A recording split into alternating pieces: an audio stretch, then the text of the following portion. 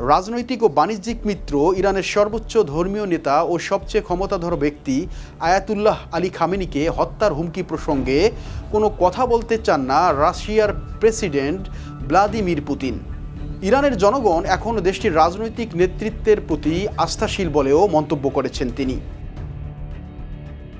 প্রতিরক্ষা মন্ত্রী ইসরাইল কাটোস বলেছেন, খামেনির পরিণতি হবে ইরাকের সাবেক প্রেসিডেন্ট সাদ্দাম হোসেনের মতো।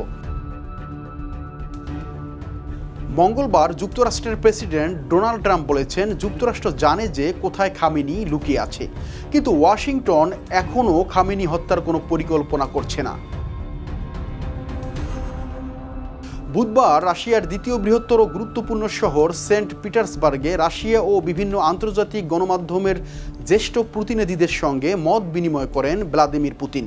সেখানে সাংবাদিকরা খামেনিকে হত্যার হুমকি প্রসঙ্গে পুতিনের প্রতিক্রিয়া জানতে চাইলে পুতিন বলেন, আমি এ ব্যাপারে কোনো কথা বলতে চাই না, একদমই চাই না। আমি শুধু বলবো, আমরা চোখের সামনেই দেখতে পাচ্ছি যে অভ্যন্তরীণ রাজনৈতিক প্রতিক্রিয়ার নানান জটিলতা থাকা সত্ত্বেও ইরানের সাধারণ জনগণ তাদের নেতৃত্বের চারপাশে জড়ো হচ্ছে, ঐক্যবদ্ধ হচ্ছে। তারা তাদের নেতৃত্বের প্রতি আস্থাশীল। যুক্তরাষ্ট্র ও ইসরায়েল ইরানের সরকার পরিবর্তন করতে পারবে কিনা এ প্রশ্নের উত্তরে পুতিন স্মরণ করিয়ে দেন যে ইসরায়েলের হামলার প্রাথমিক লক্ষ্য ছিল ইরানের পরমাণু প্রকল্প ধ্বংস করা, সরকার পতন নয়। ইরানের ভূগর্ভস্থ ইউরেনিয়াম সমৃদ্ধকরণ স্থাপনাগুলোতে আঘাত হানতে পারেননি ইসরায়েল। এগুলো এখনও অক্ষত আছে।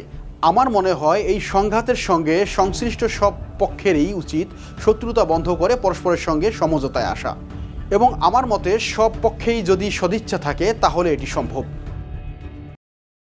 দেশের নাম্বার 1 ট্রেডিং অ্যাপ নিফটি ফার্স্টে পাচ্ছেন ট্রেডিং এর সব সুবিধা, dual exchange access, company analysis, portfolio তৈরি করা সহ আরও অনেক ইউনিক ফিচারের সাথে ট্রেড করতে ডাউনলোড করুন এক্ষুনি।